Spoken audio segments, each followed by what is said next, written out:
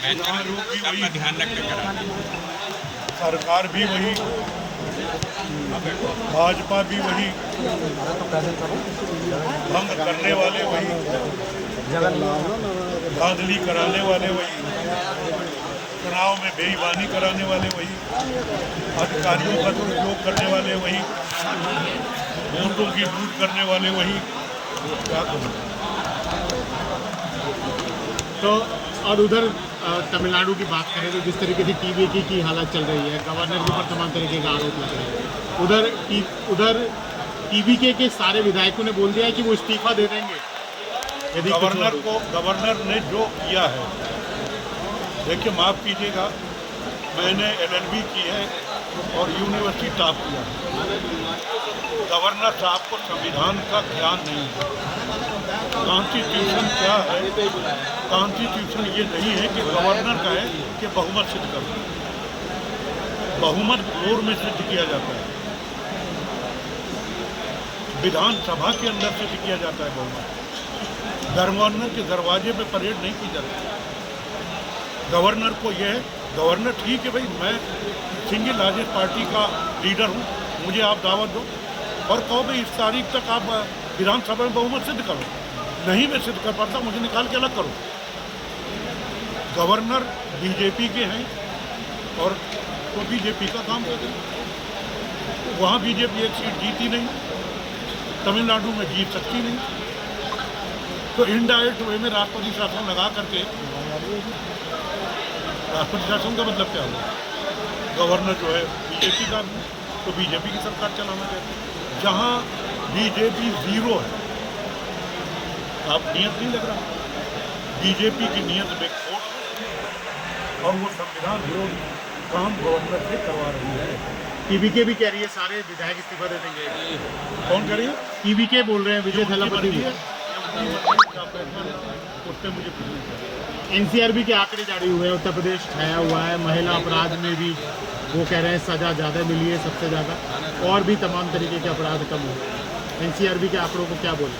माफ़ कीजिएगा, जिन्होंने ये कहा है कि सज़ा ज़्यादा मिली, जितने साल की उनकी उम्र है उतने साल से राजनीति कर रहा हूँ। 29 साल विधायक रहा हूँ, 4 बार कैबिनेट मंत्री रहा, नेता विरोधी दल 5 बार रहा। मुझे पढ़ा रहा।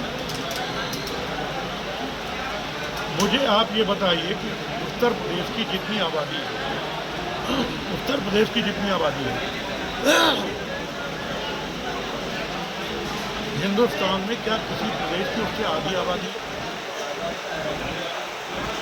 तो NCRB के आंकड़ों पे सवाल है। अब बिल्कुल पूरा झूठ का पुलिंदा है। बंगाल में बीजेपी योगी मॉडल अपनाने जा रही है, बंगाल को अपराध मुक्त करने के लिए। तो उनका पहले ये देखना पड़ेगा कि बंगाल में अपराधी कौन है, ये देखना पड़ेगा ना। कहीं अपराध मुक्त करने वाले ही तो अपराधी नहीं है।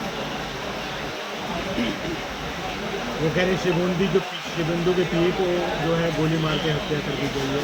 किसने मारी है? चल रहा क्या है। ये जांच कराया उन्होंने? किसकी जिम्मेदारी है?